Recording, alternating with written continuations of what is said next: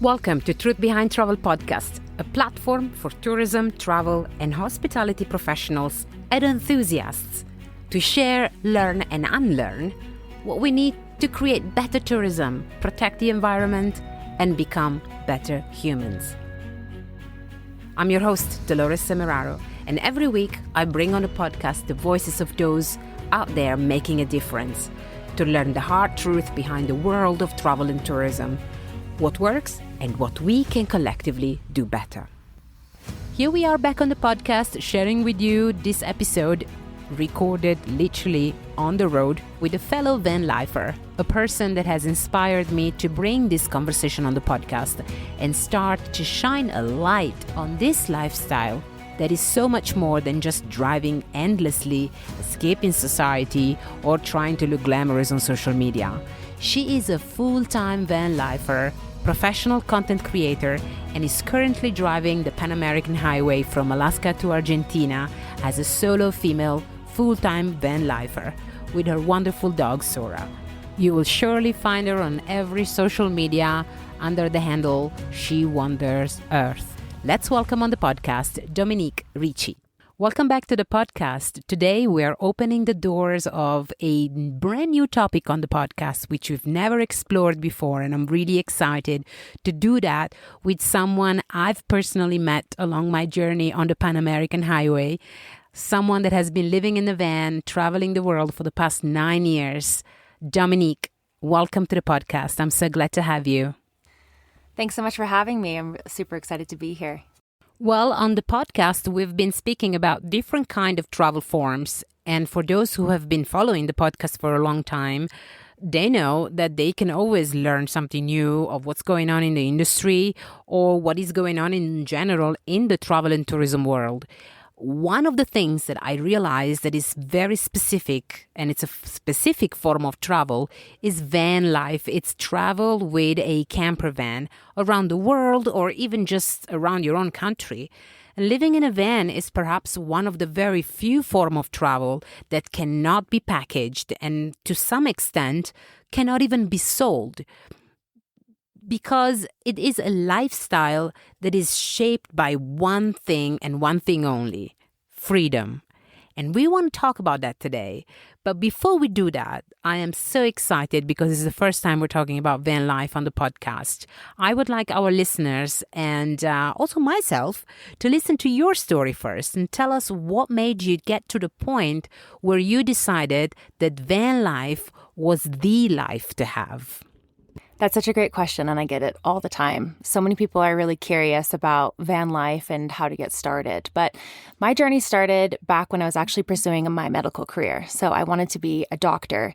And growing up, we sort of grew up in a lower middle class. And so there was a big strive for me to want to pursue a life of freedom through money and making a lot of money. Then I could have the freedoms that maybe I didn't quite have growing up.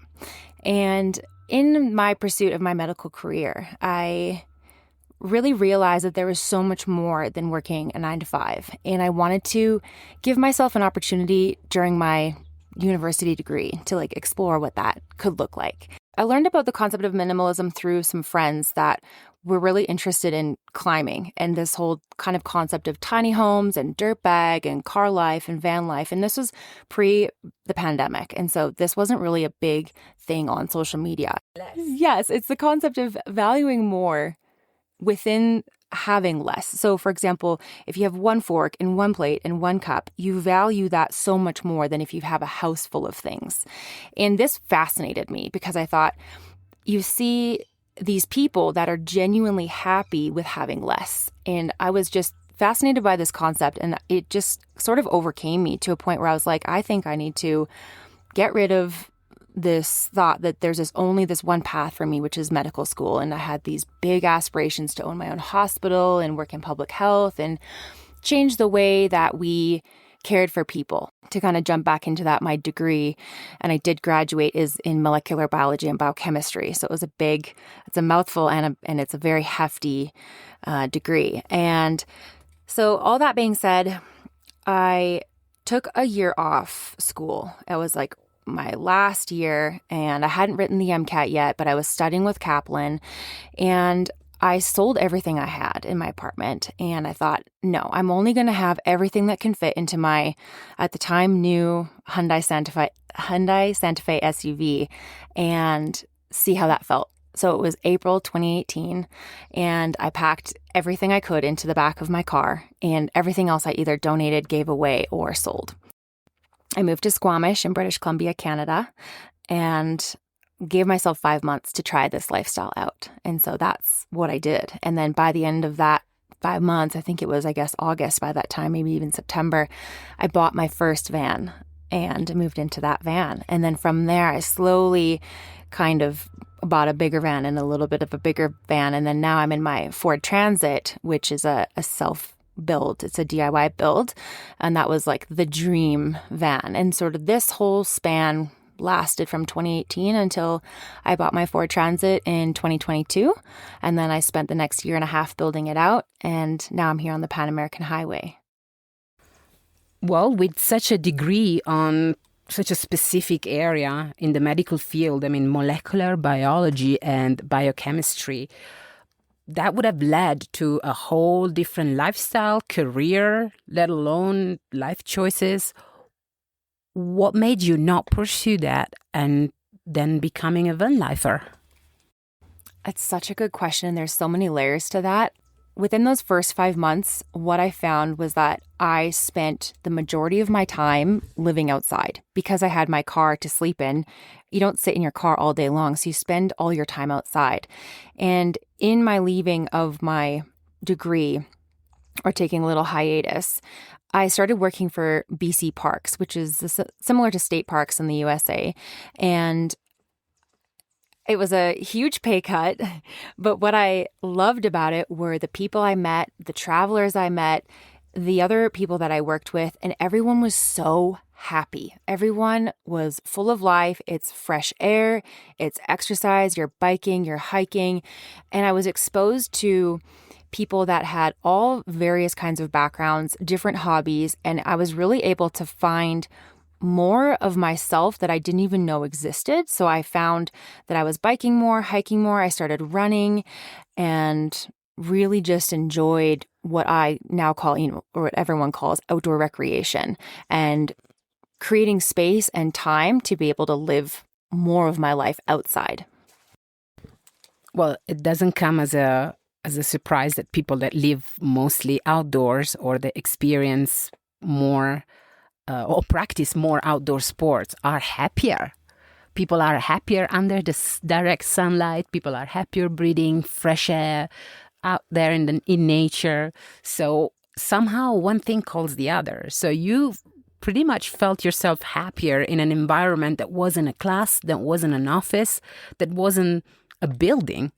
And you found yourself happier being out there. So the van became your medium to live through that happiness in a way.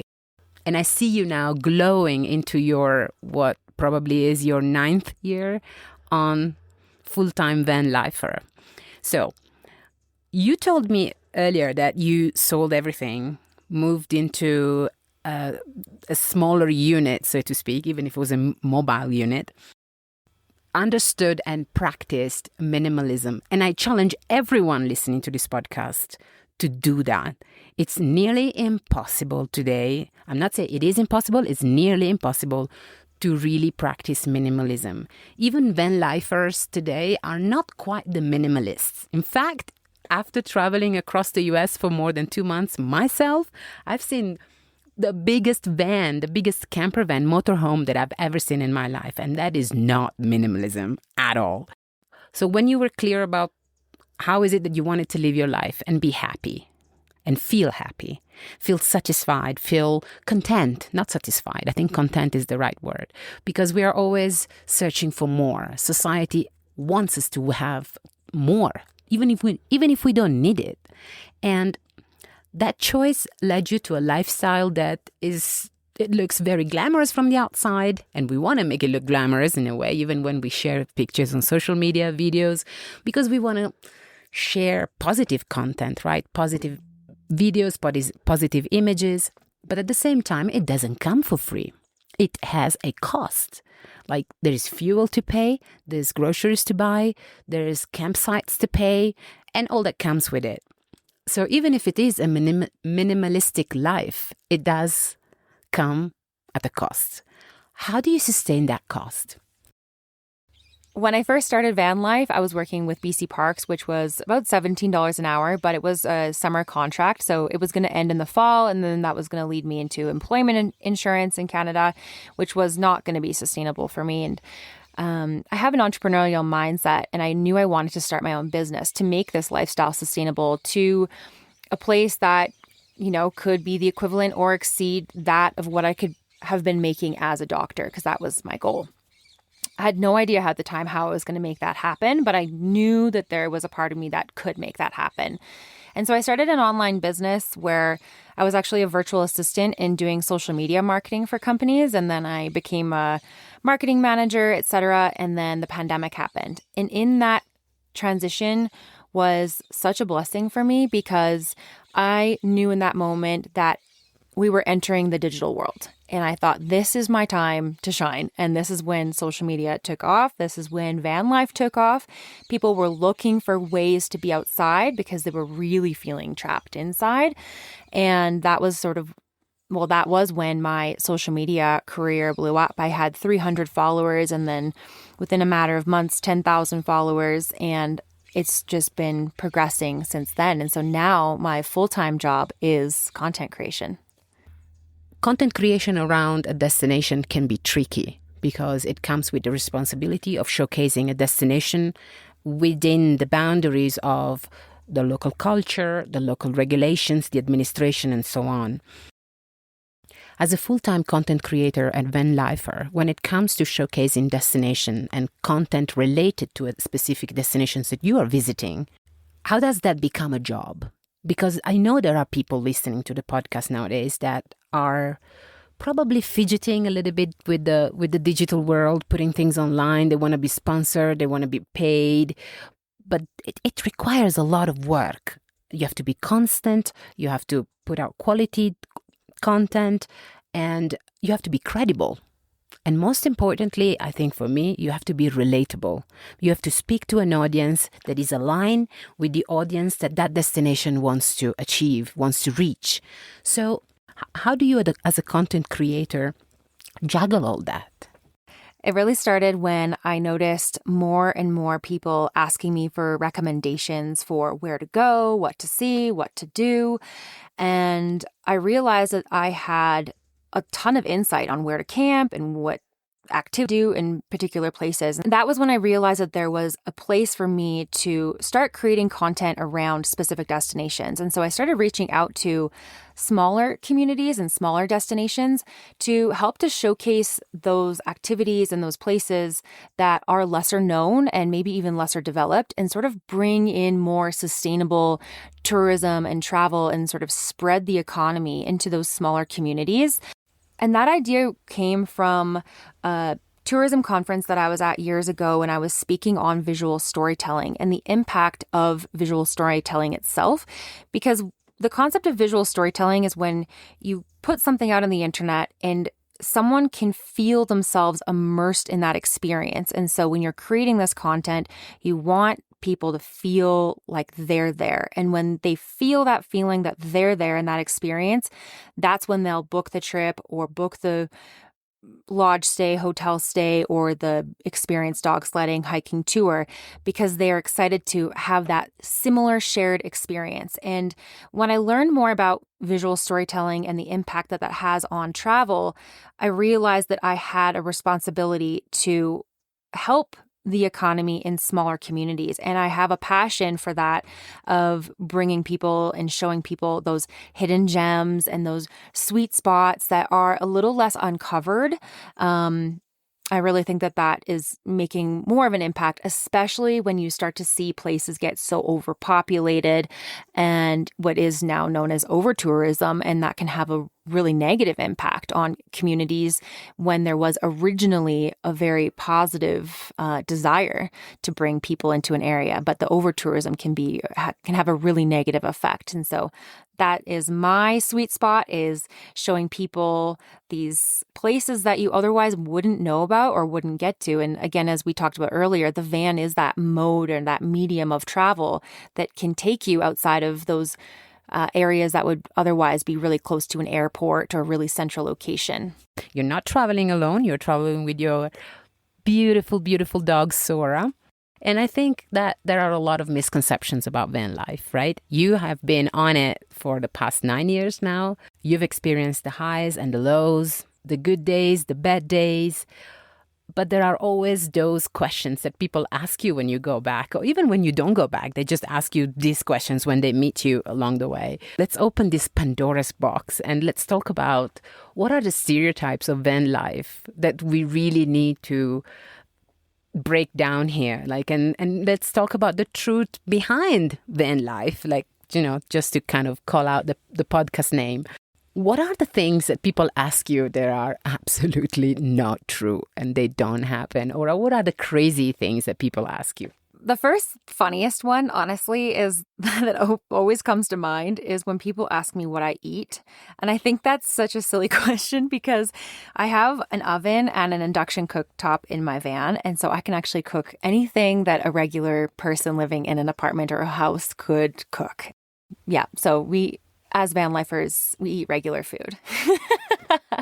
Another question I get all the time, which shocks a lot of people, is where my gun is in the van or if I carry a gun. And I obviously don't. And in Canada, guns are not a thing in Canada. It's not even something that crosses our minds as something to have for protection, to protect ourselves, because we don't view needing to protect ourselves from other people in that way. The other misconception, and I talk about this often with my friends that are other van lifers, and we have a lot of laughs about this, is we say we want to show up in the world when we're in a grocery store, at a restaurant, and people don't think we live in a van by the way we look. So I think the idea of van life is that people assume we don't shower and that we stink and that we smell and we dress in a certain way. And that is just so not the case. But there is, I would say for myself, because of that stereotype, not an added pressure, but I'm more conscious of how I'm showing up when I step outside of my van so that I don't, quote unquote, look like a van lifer. We do want to say that as people experiencing van life is life, and it starts, and the everyday starts and ends just as any day starts and ends. You wake up, you have coffee, you make your breakfast, you have a plan for the day, and perhaps you exercise or you take a walk outside or walk your dog if you are in the van with your dog, as we both are. You go out to see friends if you happen to be somewhere where you know anyone.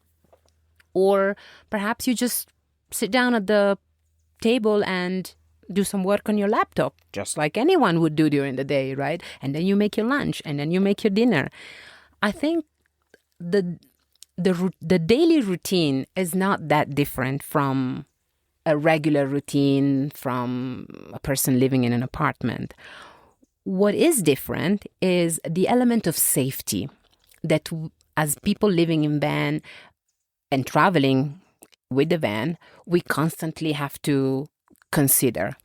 The element of safety is an important element of the day-to-day van lifer, because you need to consider where to park the van, whether you are in the van or maybe you are parking it to go and sightseeing, to go and visit somewhere, to go for a hike. For the safety, is not just your car, it's your house on wheels. So as a person that has traveled through multiple countries, have you ever experienced situations where that safety element was at stake? The biggest thing I'll say, and something that I've learned over the years, is to really follow your intuition and your gut. If something feels off, it is generally off. And it's not something where you want to wait around and find out if you're right or if you're wrong. For being a solo woman on the road, one piece of advice I always give is to, if you're going to park up in a wild camping area, somewhere that is not a enclosed campground, what I always say is don't show that you're a solo woman if there's other people around. If you're going to cook dinner and you're going to be outside wandering around on a hike or just exploring, go and drive to a different location and don't get out of your vehicle and park for the night. That is something that I always say if you're in an area where you're not super familiar, and that way you're not showcasing to anyone that you are alone. The other thing that you can do is, when you go, I don't do this, but some other people do this where they actually have a men's pair of shoes and they leave them outside so it looks like there's a man inside, or they close the door and as they're closing the door, they say, "Bye, babe," or "Bye, George," or they yell the name so that it seems like there's someone in the van. For me, a lot of that initial fear that definitely came in my first few years of van life has faded as I've grown with more confidence and I've become more resourceful. And some of those tactics are researching ahead of time, really looking at reviews of campsites, looking on iOverlander and looking at, how recent was a place visited, what's the history of the place, and really taking the time to look at the pictures, research the community, research the area that you're going. Those sorts of things are really going to help, just making sure that you're setting yourself up for success and not putting yourself in a situation where you might feel uncomfortable. A couple other things are not arriving at 7 p.m. Arrive to a location early afternoon, get a feeling for the area. That way, if you do have to drive somewhere, you're not driving at night, or you're not putting yourself where you need to drive another 2 hours and then you're cortisol levels are high and you're stressed, and then you're really taking away from the experience of van life. I like this little examples of "Bye, babe," "Bye, George." I never thought about that. Yeah, it's cool. So safety is a big factor. And that's why perhaps many people think about van life as a thing that they are not capable of, as, "Oh, I would never do." I get that a lot. When we describe what we're doing with our van on this Pan-American journey. A lot of people say the first reaction is, "Oh, I don't know how you're doing this. I wouldn't be able to do it." And it's not because of the comfort of the food or the sleep or the showers as well. It's the safety. People feel unsafe. They feel like, "Oh, you're out and about in the street." Maybe van life isn't for everyone. What do you think? I love this because, of course, I'm very biased, but I personally feel like van life is the way. I feel like everybody has the capacity to live in a van. It's just really, it's a form of self-expansion. When I was working, I've had a few jobs. When I was working as a vet assistant at a vet office years ago, one of the veterinarians there said to me, because there was all this change happening, always change and this and change and that. And she was like, Dominique, the best piece of advice I ever got in my life was that if you can adapt, you'll always be fine. And that sort of has, that really has stuck with me throughout my life, because I just think of it, there's always going to be development, there's always going to be change. And as long as we can adapt to the ebbs and flows, we're always going to be able to thrive. And I really feel like van life challenges you in ways that you least expect it all the time.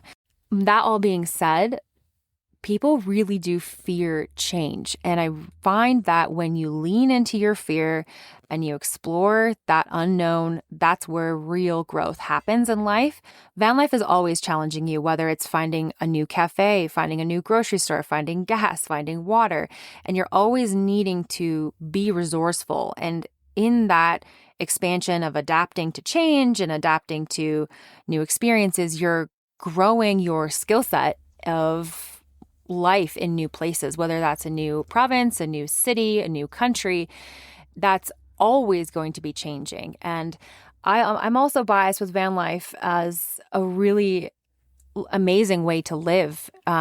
First, for the smaller footprint, minus the gas that we spend to travel long distances. But I think a lot of that is offset by using less resources in other ways. So in a way, we adapt. The adaptability factor is something that in van life goes along and changes with us as we change location, adapting to the social circumstances as well as adapting to the climatic circumstances. We are both going towards the southern tip of the most southern tip of South America. So we will witness moving forward some of the most extreme climates on Earth, and perhaps now more than ever, even more extreme. So the adaptability, it's not just about where it's safe to sleep based on crime rates, people running around the van, or food, groceries, water availability, but it's also where we are in the world, what the message that we can share as sort of messengers ourselves. I mean, where do I want to go with this? I think that there's a responsibility in the storytelling of a van lifer. And I want to take a moment with you as a professional content creator to talk about that storytelling. It's such a responsibility to say the truth of what's going on around the world, even when that truth doesn't look good. I do that in the podcast many times, podcast name being Truth Behind Travel itself, although I want to keep a positive outlook. But there are stories, especially, first-hand experiences that we get to go through that are not always pleasant. And sometimes we save those stories for a nightcap with friends around the bonfire, when perhaps those stories may be useful to those listening to the podcast, saying, well, if you want to go to that place, be aware this is happening. This is what you should be aware of. This is what I experienced. In your personal van life experience, have you had a situation that you wish to share with the podcast listeners related to a specific destination? As a content creator with an audience, it's not almost like we have a duty. We really do have a duty to highlight and talk about really important issues that are going on in the world, whether that's, what's happening with our public and private lands, or the wildfires, or the climate change. A way to incorporate that more naturally is to find, if your niche is outdoors, which mine is, then, you can really incorporate that in a lot of different ways. I think making sure that you have a voice and you take a stance on what's going on and bringing awareness to the general public about issues that they may not otherwise know about. And it doesn't have to be highlighted in a negative way. It can be highlighted negatively, but a lot of the time there's change that we can all do together in a positive way to protect our lands and make a difference, because when we do all come together, we do have an impact. And so I think the more platforms and the more voices of content creators that do highlight what's going on in particular countries and particular areas, the more knowledge that's shared with the general population outside of a regular media and news outlet. And there are other perspectives and more insider information that you might otherwise not know about. So if I look at the general content that gets shared online by people living in a van, I can see different segments, right? You've got the outdoor content style, so all about being in nature, extreme locations, 4x4 wheels, big vehicles, the adventure travel, so to speak. And then you have the content creation related to all sort of accessories that go around the camping life. So anything that you need, tents, kayaks, chairs, bonfire sets, all kinds. And also the content purely related to tourism and travel. And this kind of content showcases the destination rather than the van.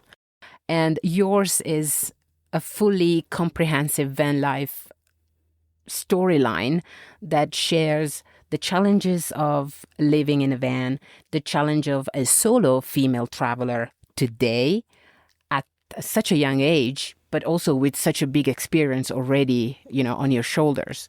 The challenges are there. So let's say after 9 years of van life, if you were to name your top 3 challenges, I don't need more, because then otherwise it sounded that we're making it impossible to go out in a van and have this experience. In fact, this podcast today is encouraging people to understand van life, perhaps even to get in touch with you and ask you even more questions of the hows and don'ts and do's of this kind of lifestyle. So I know my challenges in a van, but I want to hear yours, like your top 3 challenges that you have encountered in the last 9 years of full-time van life. Out of all the years of van life that I've lived, the first top challenge is community and friendships, because when I'm going away on long adventures and journeys that are longer than a month or 2 months from quote-unquote home base, which is Canada for me, maintaining long-distance friendships it requires a lot of work and a lot of mindfulness to be staying in touch and maintaining community and friendships back home, while also creating new friendships and new community along the road, because that's really important. And I know that's what we're doing here right now. And those relationships that you have back, quote unquote, home, as well as the relationships that you're building along the way, they're both contributing to your life in totally different ways that are both of equal importance. My second top challenge, which has been a more recent challenge now that we're in Mexico and out of Canada, and this is a challenge in the States and Canada as well, but just to a lesser degree, is Sora's safety. Having a dog living in a van has its own layer. If you're traveling solo or with a partner without a dog, I think, you wouldn't have this challenge. But for Sora, she's my fur baby. If I want to have her roaming off leash to give her that freedom, I need to do extra research in the area. Are there stray dogs? Are we in a fenced location? What are the wildlife risks, whether that's bears, coyotes, cougars, and also just making sure her recall is on point, which it is currently not. So it is something we are working on. But I want to be able to also incorporate more freedom into her lifestyle and protect her from those external dangers. And here in Mexico, it is the stray dogs. And that means that, when we're wanting to go for a walk in town, she needs to be on a leash. I need to have my head on a swivel and be sure that I'm protecting her. The last, but certainly not least, challenge that I've experienced in the van is having a DIY van build means that things are breaking. And I think even if you did have a fully built out brand new interior, you would also deal with things breaking with all the rattling and the bumps and speed bumps that we're experiencing now in dirt roads. Things just naturally degrade and fall apart over time. And that comes with a lot of repairs, and not just on the inside of the van, but also on the outside. So you're thinking about making sure you have a tire repair kit, etc., for your tires, but also engine maintenance. And so things can happen along the way that are unexpected. So for example, you have an idea, you're going to go to a specific destination or location, but then you get a check engine light or you get a flat tire. The other thing I'll say about that is if you think your day has a particular plan and you've, again, got that destination in mind, it doesn't always go to plan. And then it kind of ties back into that adaptability where you have to be adaptable to be able to manage a repair that's necessary while also managing getting your work done and getting to the location that you want to get to. That requires a constant sort of energy to find solutions, constantly finding solutions to any challenges that come along the way. And with those solutions, every time you achieve a little something and you feel a little, rewarded, I did it. I overcome this challenge. I overcome this problem. I solved it. You grow. Something about yourself, like something you didn't know you were capable of. And I think van life and adventure travel, that's where they merge in many ways, because adventure today is something that has become so polished and perfected and organized that we were both having this conversation about what does adventure really mean. It's about having space for the unknown to happen so that you can challenge yourself, you can prove to yourself that you can do it. and learn from it. So the learning curve of a life like this is perhaps one of the endless one. Well, it's endless. It never ends. And it's the biggest one. And when you go back home, you're never really the same. And somehow you don't fit quite back into the system. But also, then life constantly changes and it's always something new and so different. Every day is different, that there is no way fitting into a system of van life. At the large, I think, yes, there is a system, but it's so different from each one of us. Mine is different from yours and from other people we've met along the way. And the things we learn change us and make us grow and brings us to a whole different level of courage and awareness. So if we were to leave the podcast listeners with, the learnings of a life lived on the road, out of your personal experience, what would that be? Before we dive into that, you touched on something that I wanted to say earlier when we were talking about, is van life for everyone? Because I think that in that conversation, and it is that in that capacity that we all have, that I think we all have, it's those little wins.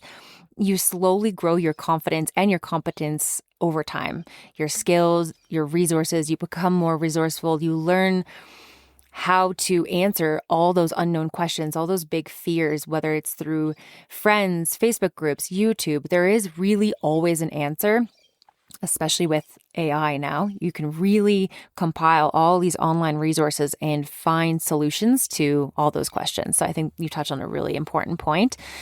And the thing that I will share that has sort of come to me on this trip is that if you limit yourself with fear, if you allow fear to create these limits in your life, these invisible lines, you really miss out on the experience of life. We only get one life, and it's so cliche, but if you really think about it, why not go out and have as many experiences as possible? That phrase, do it for the plot, do it for the story. How cool is it to fill your life with endless experiences and memories of things you can achieve and experience that are within your wildest dreams? Because it truly is possible. In my mind, the biggest thing holding you back is fear. And so if you can just push through that, I think you can live a really beautiful life.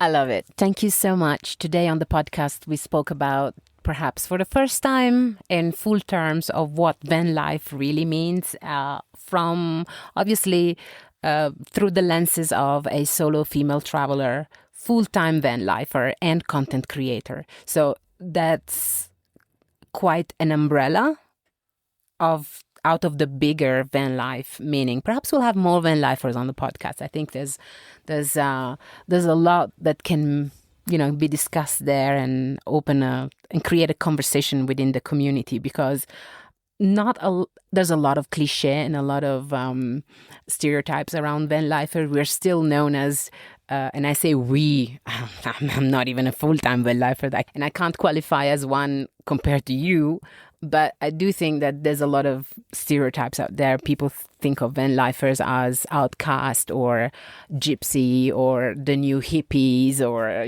there's this romance around it. But the truth is that there's a lot of hardcore reality to this life, and I want to bring that reality into this podcast. So today, thank you for opening the door to this conversation, Dominique, and it was great to have you on the podcast. Good luck on the journey. See you on the road. I'm sure we will meet again. And for those listening to this podcast, I just want to mention that this was perhaps out of 5 years of podcasting, the first interview that I have on the podcast that is a face-to-face interview, which doesn't come easy. As this podcast started during the pandemic, all the interviews were done out of Zoom, and most of it at these days, because my guest speakers are always far away. But in this case, it was the first time we could be face-to-face and record this in present, like being together in the same room, or actually as we are today in the same van. Really ends with a real hug and a wish for the journey to be safe. And thank you for being on the podcast. Oh, thank you so much for having me. That was such a pleasure, and I wish the same for you. Thank you for being on the podcast today. What a great life story shared by Dominique on this episode. So much more to uncover about the truth behind van life, how it changes people, and how it opens up your mind to your own potentials, what you can really be capable of. If you want to get in touch with Dominique to learn more about her van life and content creator mission, head over to the show notes and find her contact details there.